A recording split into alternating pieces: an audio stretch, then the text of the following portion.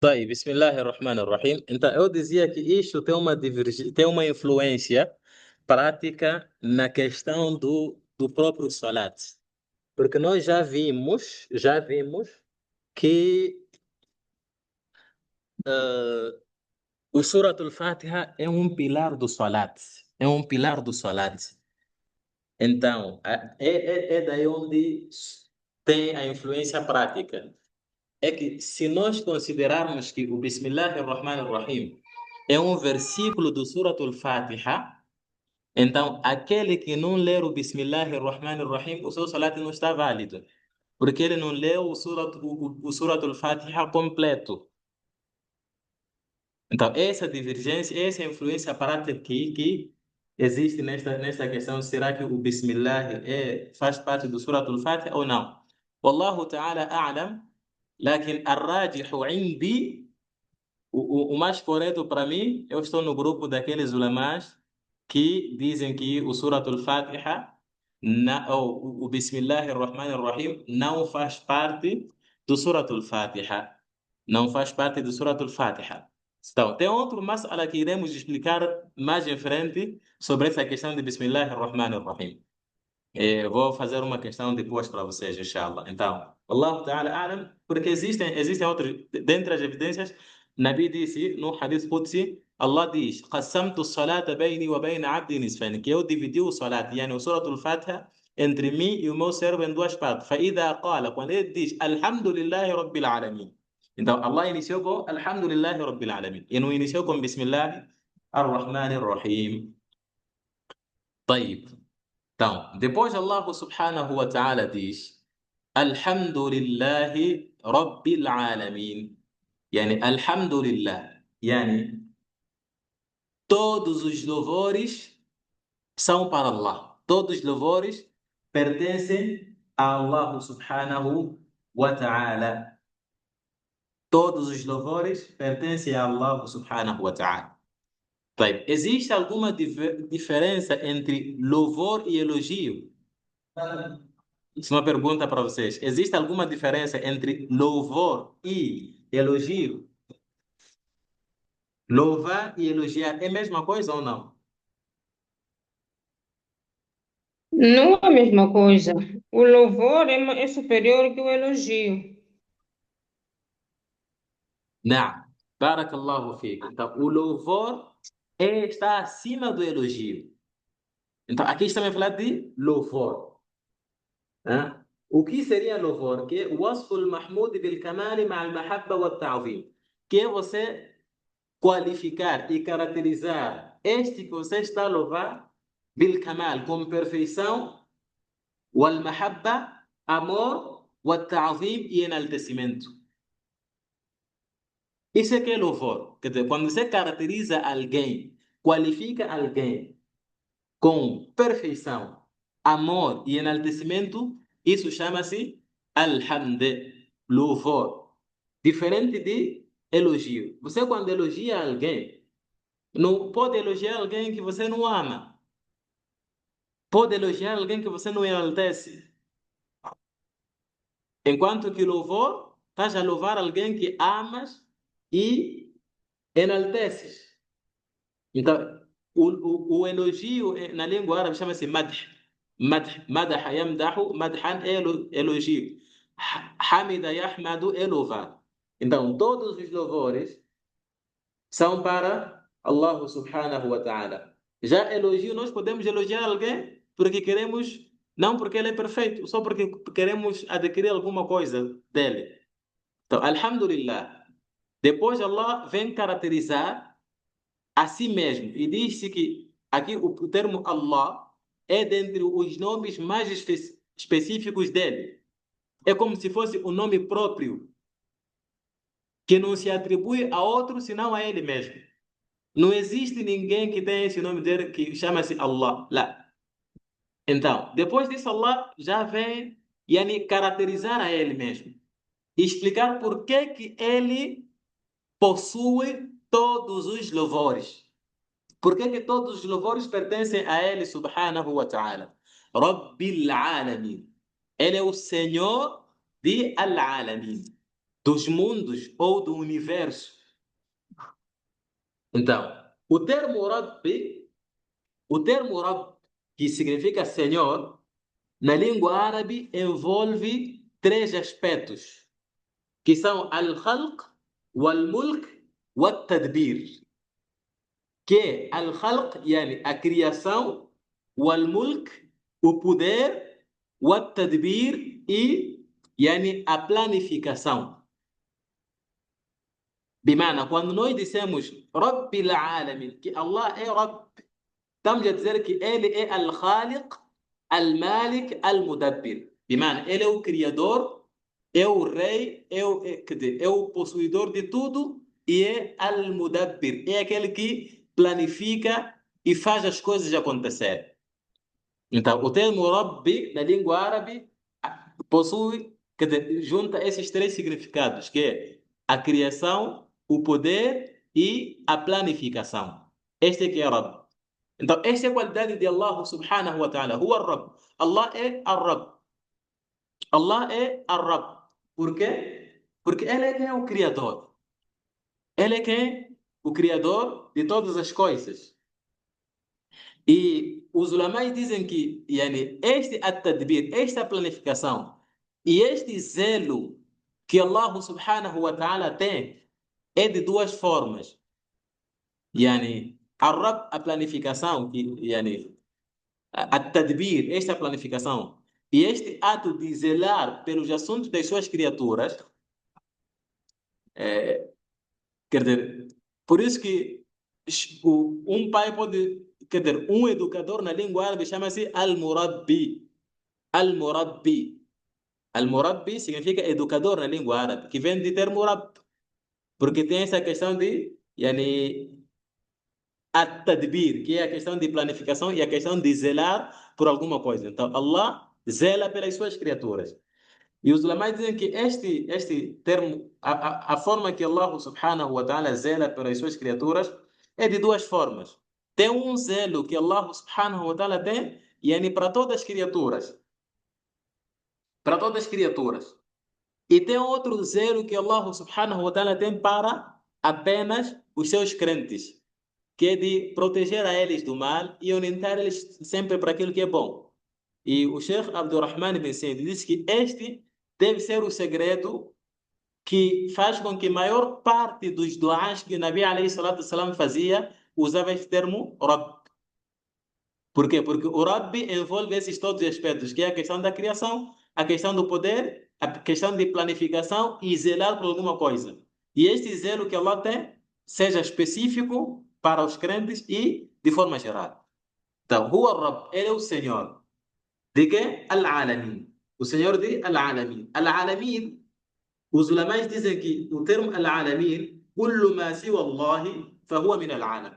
É tudo aquilo além de Allah subhanahu wa ta'ala.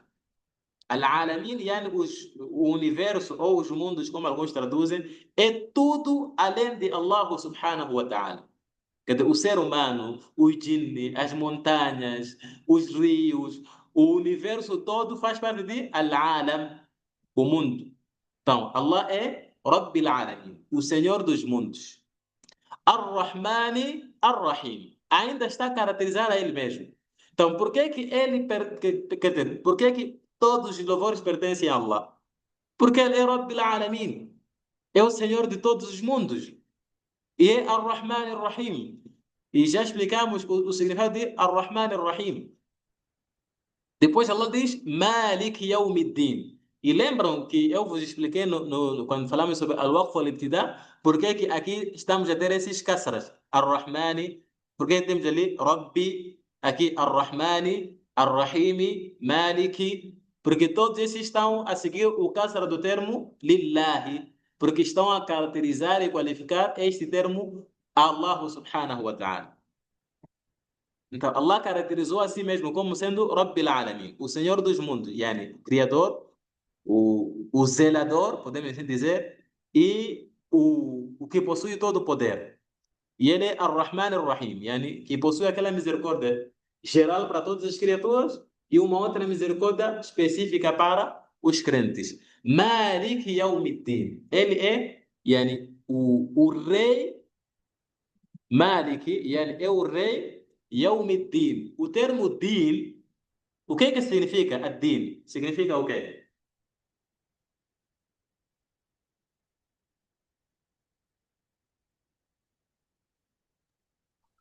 Quase, Não. ah, normalmente, normalmente eu costumo traduzir como, quer dizer, nas outras frases aparece como religião. Agora aqui, eh, na tradução vem dia do juízo.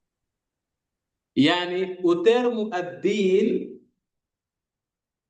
ad-din significa يعني al-jaza, recompensa. Dentro dos significados do termo ad-din é al-jaza. Por isso, acho que já ouviram aquele ditado que diz: Kama tadinu, tudano. Assim como você faz, também será recompensado. Então, Kama tadinu, tudano, isso vem de din. Então, dentro dos significados do termo din é al-jaza. Yani Maliki Yawmil Jaza, que é o senhor do dia do pagamento, do dia da recompensa. Yani Yawmuddin, bimana Yawmul Qiyamah. É dia de Qiyamah, que é o dia do pagamento. E foi chamado de dia de pagamento porque é o dia em que Allah subhanahu wa ta'ala irá recompensar a cada um por aquilo que ele praticou. In khayran fa khayr, wa in sharran fa shar. Se for o bem, então será recompensado com o bem. Se for o mal, será recompensado com o mal. Então, Yawm al-Din é dentre os nomes do dia de Qiyamah. Ad-Din significa pagamento. طيب السؤال Allah, por que que Allah subhanahu wa ta'ala especifica o seu reinado aqui ao dia de Qiyamah? Será que aqui no dunya Allah subhanahu wa ta'ala não é rei? Ele só será rei no dia de Qiyamah? ماذا تقولون؟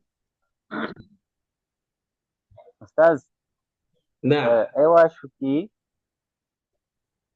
ah, aqui no Dunya ele é rei, não é? Só que como nós fomos colocados aqui, quer dizer, submetidos a alguns testes, então Allah subhanahu wa ta'ala nos dá alguns privilégios ou algumas, como posso dizer, em outras palavras, algumas permissões ou alguns favoritismos, não é? E no dia do juízo final, é aquele dia em que ninguém terá, não terá escolha, não terá, quer dizer, não terá voz. Né? Allah não vai permitir que, quer dizer, que a pessoa fale ou faça qualquer coisa sem a permissão dele. بارك الله فيك. É mais ou Então, menos isso. quando Talvez os Allah diz, colegas tenham uma explicação melhor que esta. não, quando Allah diz Malik Yawmiddin, não quer dizer que Allah só será rei no dia de Qiyamah. E aqui no dunya não. Lá. Allah especifica o seu reinado ao dia de Qiyamah porque é o dia em que não haverá outro rei. Aqui no dunya podem existir várias pessoas que se sentem yani, reis, se sentem poderosos. Então, por isso que o reinado de Allah aqui no dunya yani, pode não ser assim tão visível. Porque existem algumas pessoas que Allah subhanahu wa ta'ala concedeu a eles alguma coisa e eles acham que são possuidores de tudo. Enquanto no dia de Qiyamah não. Por isso que Allah subhanahu wa ta'ala diz: Limanil mulku al-yawm. Allah perguntará no dia de Qiyamah: a quem pertence o reinado hoje? No dia de Qiyamah. Ninguém vai responder. Ninguém vai responder. Allah diz: Lillahi al-wahid al-qahar. Pertence a Allah. Então, Malik Yawmiddin. O termo din, dentre as evidências que o termo din significa recompensa, nós temos no Juzam, Allah subhanahu wa ta'ala diz: وما أدراك ما يوم الدين. O que é que te fará entender o que é يوم الدين? E Allah diz: يوم لا تملك نفس لنفس شيئا. É o dia, يوم الدين é o dia em que nenhuma alma possuirá algo, que é o dia de Qiyamah. والأمر يومئذ لله. E o assunto, as coisas estarão especificamente no domínio de Allah subhanahu wa ta'ala. Podemos avançar?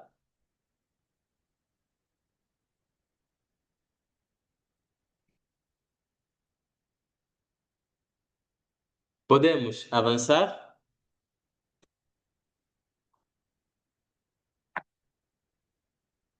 Podemos, só que a rede está a oscilar muito. Algumas passagens acabam me passando, mas pronto, Allahu musta'an. podemos. طيب. De seguida, Allah subhanahu wa ta'ala diz: Iyaka na'budu wa iyaka nasta'in. Iyaka na'budu, yani somente assim adoramos. Somente assim adoramos. E o que é adoração? O que é adoração? Os ulamais dizem: Al-ibadatu ismun jami'in لكل ما يحبه الله ويرضاه من الأقوال والأعمال الظاهرة والباطنة. Que ibada, adoração, é um termo, yani, que envolve tudo aquilo que Allah subhanahu wa ta'ala gosta e fica satisfeito. من الأقوال والأعمال, sejam palavras ou práticas, al-zahira wal-batina, visíveis ou invisíveis. Tudo aquilo que Allah subhanahu wa ta'ala gosta, sejam palavras, sejam práticas visíveis ou invisíveis, isso chama-se ibada. Por exemplo, quando alguém diz subhanallah, Allah gosta. Quando alguém faz salat, Allah gosta. Então, esse salat é ibada. Agora, na língua árabe, em termos yani, lógicos, em termos de regra, seja na língua árabe, assim como qualquer língua, inicia-se sempre pelo verbo depois o complemento. Você diz, por exemplo, akaltul khubza, comi o pão. Então, inicias pelo verbo, depois o complemento. No entanto, aqui é diferente. Aqui, Allah subhanahu wa ta'ala iniciou pelo complemento, depois o verbo. Quer dizer que aqui, em termos lógicos, seria na'budu iyyaka wa nasta'inu iyyaka. Porque o iyyaka aqui é o complemento. É a quem recai a ação. Então, os ulamãs dizem que esta questão de iniciar pelo complemento antes do verbo tufidul hasru, yani indica uma restrição. Restrição. Bimana, quando diz Iyaka na'budu, está a dizer que este ibada é restrito a Allah subhanahu wa ta'ala apenas, e mais ninguém. Diferente se Allah subhanahu wa ta'ala dissesse na'budu Iyaka, quer dizer, adoramos a si, isso não rejeita que a pessoa adore outras coisas. Mas quando você diz Iyaka na'budu, então aqui quer dizer que o ibada é apenas Allah subhanahu wa ta'ala. Por isso que existe uma história de, de um homem que era casado com uma mulher que era linguista da língua árabe. Ela conhecia a língua árabe yani, perfeitamente. Então, sempre o marido uma vez disse para ela: Ana uhibbuki. Eu te amo. Ana uhibbuki. A esposa ficou zangada. Quem pode nos explicar por que ela zangou? Quando o marido disse Ana uhibbuki. Geralmente as mulheres gostam quando os seus parceiros falam isso. Então, esta aqui está zangada. Por quê? Estás, desculpe, Não. eu gostaria que voltasse a explicar por que Allah começou Iyaka na'budu, o que os alunos dizem Antes daí, sobre começar a Iyaka. minha pergunta. Sim, é porque se o complemento estivesse, se o marido tivesse usado o complemento antes do verbo, aí ele restringiria o amor só para ela. Mumtaz, barakallahu fique. Ela ficou zangada por isso que, olha, quando você está a dizer uhibbuki, não estás a negar que amas outras pessoas. Ah, sim, você me ama, mas não quer dizer que você não ama outras pessoas, porque você iniciou com o verbo antes do complemento. Então, tens que dizer Iyaki uhibbuki, que eu amo somente a ti. Por isso que ele ficou zangado. Ah, então, quando você casa com linguista, acontece isso. No entanto, subhanallah, o seu marido, o que é que disse? Disse, Iyaki utalliq. Então, se é assim, disse, somente a ti vou dar o talaq, né? Então, é essa questão da língua árabe, né? Então, como estava a dizer, o Mário perguntava, aqui Allah inicia pelo complemento antes do verbo, isso indica restrição. Quando se diz, Iyaka na'budu, quer dizer que nós somente a ti adoramos. De maana, o ibada é restrito a Allah subhanahu wa ta'ala e mais ninguém. Agora, se dissesse na'budu iyyaka, quer dizer, nós adoramos assim, isso não nega a adoração a outras coisas. Quer dizer, adoramos assim, mas também adoramos outras coisas, como faziam os mushrikin. Tem outros que adoram Allah, mas adoram outras coisas também. Então, quando diz iyyaka na'budu, já inicia pelo complemento antes do verbo, isso indica uma restrição, que na linguagem chama-se al-hasr, tufidu al-hasr. Depois Allah diz, wa iyyaka nasta'inu. E vejam, aqui também Allah iniciou pelo complemento antes do verbo. Yani, wa iyyaka nasta'inu, e somente a ti pedimos o quê? Al-isti'ana, al-auni, ajuda, auxílio. Somente a ti pedimos ajuda, somente a ti pedimos auxílio. Né? Então, e os ulamais dizem que, vejam que este al-isti'ana faz parte de ibada. هذا نوع من العبادة. É um tipo de ibada, al-isti'ana. Pedir ajuda, pedir auxílio a Allah subhanahu wa ta'ala é um tipo de ibada. Então, vejam que Allah trouxe aqui o termo geral, Iyaka na'budu, depois trouxe um específico, que é o isti'ana, que faz parte do ibada. Isso porque os ulamais dizem que لأنه لا قيام بالعبادة على الوجه الأكمل إلا بمعونة الله سبحانه وتعالى. Isso porque não existe, não é possível você adorar, cumprir com a ibada de forma completa, senão com o isti'ana de Allah subhanahu wa ta'ala, senão com a ajuda de Allah subhanahu wa ta'ala. Por isso que Allah subhanahu wa ta'ala está nos ensinar nesse versículo a adorarmos a Ele e a pedirmos a Ele para com que nos facilite, nos ajude a cumprir com este ibada da melhor forma possível. Iyaka na'budu wa iyaka nasta'in. Somente a ti adoramos e somente a ti pedimos ajuda. Então, vocês aí é melhor pararem de dizer uhibbuki para vossas esposas, né?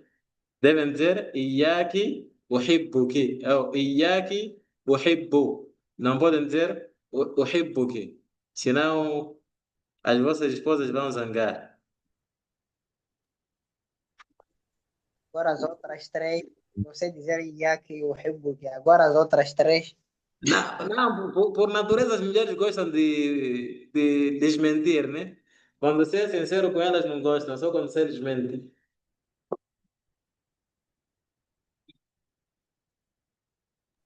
Estava com problemas de rede. Terminei em versículo 4, está?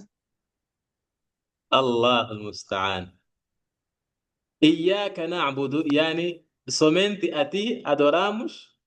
وإياك نستعين e somente a ti pedimos ajuda. هذا هو. إياك نعبد وإياك نستعين. Então, depois Allah subhanahu wa ta'ala diz اهدنا الصراط المستقيم. اهدنا يعني oriente-nos الصراط المستقيم. يعني a senda reta. الصراط يعني الصراط يعني senda يعني caminho. صراط يعني caminho. Ao caminho reto. Ao caminho reto. Yani, al-sirat al-mustaqim é aquele caminho que não tem desvios, que não tem contornos. هذا هو الصراط المستقيم. Um caminho reto, que não tem desvios, não tem contornos. Que é, يعني, الصراط المستقيم هنا يعني الإسلام. الإسلام. alguns dizem القرآن por aí, mas على كل حال هو الشريعة التي جاء بها الرسول صلى الله عليه وسلم que é o sharia que Nabi alayhi salatu wasalam trouxe.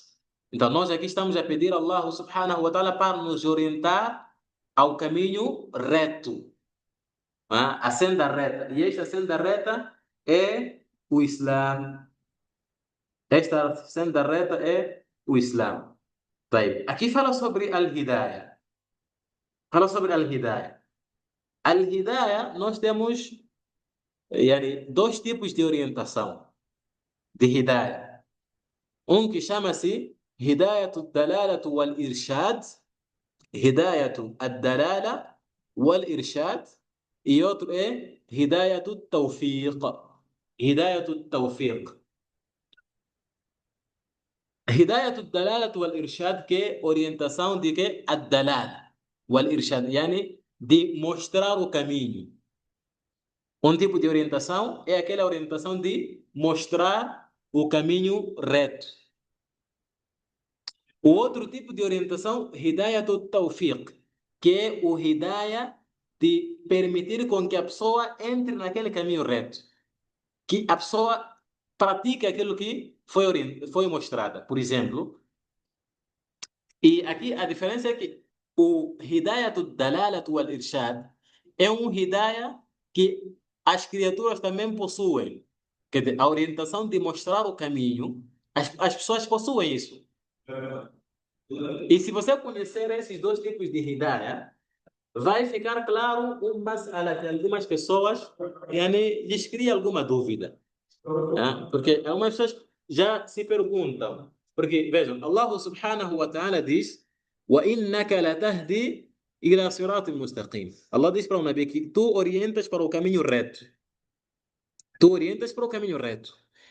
E no outro versículo, Allah subhanahu wa ta'ala diz: إِنَّكَ لَا تَهْدِي مَنْ أَحْبَبْتَ. Que tu não orientas a quem quiseres. Quer dizer, num versículo, Allah está confirmar a orientação do Nabi alayhi salatu wasalam, que Nabi orienta as pessoas. No outro versículo está a dizer que ele não orienta. Então, a diferença aqui é desses dois tipos de Hidayah. Versículo fala sobre Hidayatu Dalalatu wal Irshad, o outro fala sobre Hidayatu Tawfiq. Então, Hidayatu Dalalatu wal Irshad é aquele de mostrar o caminho. Por exemplo, você aconselhar alguém a praticar o salat. Este chama-se Hidayatu Dalalatu wal Irshad. Agora, a questão de ele já aceitar aquela orientação e começar a praticar o salat, isso chama-se Hidayatu Tawfiq, que é aquilo que chama de dar Tawfiq. Então, este segundo tipo de Hidayah é específico a Allah subhanahu wa ta'ala. Quem faz as coisas acontecerem, quem coloca as pessoas no Islã, no caminho reto, quem faz elas praticarem é Allah subhanahu wa ta'ala. Então, nós como criaturas só possuímos Hidayatu Dalalat wal Irshad, que é a orientação de mostrar o caminho apenas. Agora, o Hidayatu Tawfiq é específico a Allah subhanahu wa ta'ala. Por isso, quando Allah diz وَإِنَّكَ لَتَهْدِي إِلَى صِرَاطٍ مُسْتَقِيمٍ, que tu orientas para o caminho reto, refere-se a que tipo de Hidayah? Hidayatu Dalalat wal Irshad. Nabi mostra o caminho para as pessoas. Quando Nabi diz, Allah diz, وَإِنَّكَ لَا تَهْدِي مَنْ أَحْبَبْتَ, que tu não orientas a quem quiseres, refere-se ao Hidayatu Tawfiq. Hidayatu Tawfiq. Nabi não tem Hidayatu Tawfiq. Então, Hidayatu Tawfiq é específico a Allah subhanahu wa ta'ala. E aqui neste dua, nós estamos a pedir as duas coisas. Estamos a pedir o Hidayatu Dalalat wal Irshad. Estamos a pedir para Allah subhanahu wa ta'ala nos mostrar o caminho reto, e estamos a pedir também para Allah subhanahu wa ta'ala nos dar tawfiq para aceitar e praticar esse caminho reto que Allah subhanahu wa ta'ala nos mostrou. Então, depois disso, Allah subhanahu wa ta'ala vem esclarecer esta senda reta, este caminho reto. Qual é a senda reta que nós estamos a pedir? De Sirat al-Ladhina an'amta alayhim, que é a senda reta, a senda al-Ladhina an'amta alayhim, daqueles que agraciaste. Daqueles que agraciaste. E aqueles que Allah subhanahu wa ta'ala agraciou, como Allah diz no Surat Nisa, ومن يطع الله والرسول فأولئك مع الذين أنعم الله عليهم.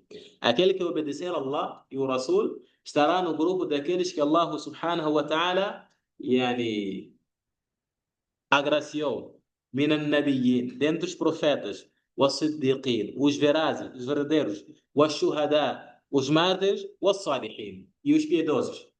Então, quando você diz اهدنا الصراط المستقيم صراط الذين أنعمت عليهم, estás a pedir a Allah subhanahu wa ta'ala para te colocar na senda reta daqueles que Allah subhanahu wa ta'ala agraciou, que são os profetas, os mártires, os verdadeiros e os piedosos. غير المغضوب عليهم. Então aqui você já está a dizer غير المغضوب عليهم, além da senda, yani do caminho المغضوب عليهم, daqueles que recaiu sobre eles, yani a sua zanga. Recaiu sobre eles a sua zanga, المغضوب عليهم. بمعنى, estás a pedir a Allah subhanahu wa ta'ala para te orientar ao caminho daqueles que ele agraciou e não te colocar no caminho daqueles que ele está zangado com eles. Al-Maghdub alayhi. Al-Maghdub vem de Ghadab, a zanga. E quem são Al-Maghdub alayhim? Al-Maghdub alayhim الذين يعبدون الله على جهالة. São aqueles que adoram Allah subhanahu wa ta'ala يعني com ignorância. على رأسهم, e quer dizer, os que estão em frente disso são os cristãos. Al-Maghdub alayhim. Os cristãos têm a zanga de Allah subhanahu wa ta'ala. Por quê? Porque eles adoram a Allah subhanahu wa ta'ala com ignorância, não sabem nada, não têm conhecimento. Por isso que recaiu sobre eles a zanga de Allah subhanahu wa ta'ala. Então, todo aquele que adora Allah subhanahu wa ta'ala sem conhecimento corre o risco de cair nesse grupo dos que Allah subhanahu wa ta'ala ficou zangado com eles. E não também no caminho daqueles que estão perdidos. Aliás, vou repetir a explicação. A explicação que eu dei anteriormente é de Al-Dalin. Al-Maghdub alayhim, quem são? Yani, são aqueles que têm a zanga de Allah. E quem são esses que têm a zanga de Allah? São aqueles que عرفوا الحق ولم يتبعوه. São aqueles que conhecem a verdade, mas não seguiram. Conhecem a verdade, mas não seguiram. E dentre eles, os judeus. Então, repito a explicação. Aquela explicação que eu dei anteriormente está errada. A explicação correta é Al-Maghdub alayhim. Aqueles que têm a zanga de Allah são aqueles que yani, conheceram a verdade, mas não quiseram seguir. E dentre eles, os judeus e todos aqueles que se assemelharam a eles. Então, todo aquele que conhece a verdade, conhece a Sunnah, mas não quer seguir, este corre o risco de ter a zanga de Allah subhanahu wa ta'ala, assim como os judeus têm a zanga de Allah. Por isso Allah, quando fala sobre os judeus, diz فَبَاءُوا بِغَضَبٍ مِّنَ اللَّهِ, que eles yani, alcançaram a zanga de Allah. وَلَا الضَّالِينَ, e nem os perdidos. Já os perdidos aqui quem são? São aqueles que adoram Allah subhanahu wa ta'ala sem conhecimento. E dentre eles, os cristãos.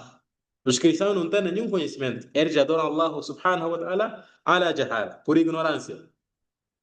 Por isso que a ibada deles é ir aí na igreja, começar a dançar, começar a cantar, para eles estão a adorar Allah subhanahu wa ta'ala. Então, nós estamos a pedir a Allah subhanahu wa ta'ala para nos distanciar desses dois grupos, que são Al-Maghdub alayhim e Al-Dalin.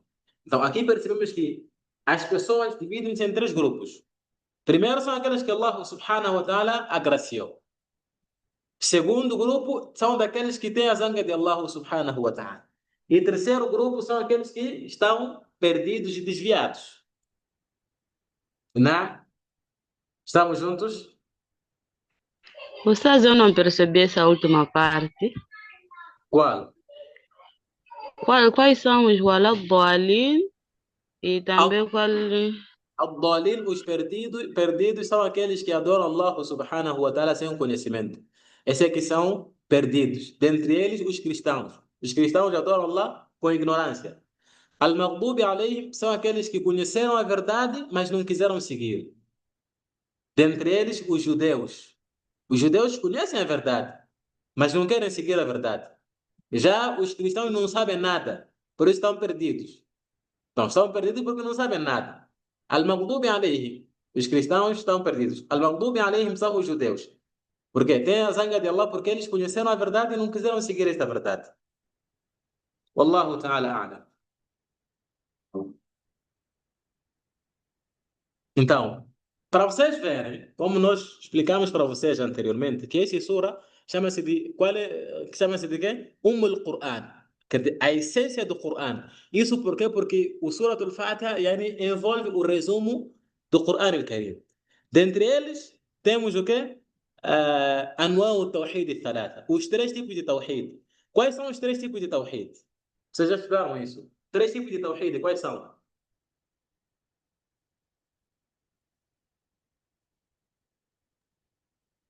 ربوبية ألوهية Al-Uluhiyya, هي أسماء أسماء وصفات. الأسماء والصفات. al-Asma wa Sifat. E nós encontramos esses três tipos de Tawhid no Surah Al-Fatiha. Quando Allah diz Alhamdulillahi Rabbil Alamin. Que tipo de Tawhid é? الربوبية. A ربوبية Rububiyya vem do termo Rabb, Rububiyya. Alhamdulillahi Rabbil Alamin. Fala sobre Tawhid al-Rububiyya. Ar-Rahman Ar-Rahim. Que tipo de Tawhid é? أسماء وصفات. توحيد الأسماء والصفات. توحيد الأسماء والصفات.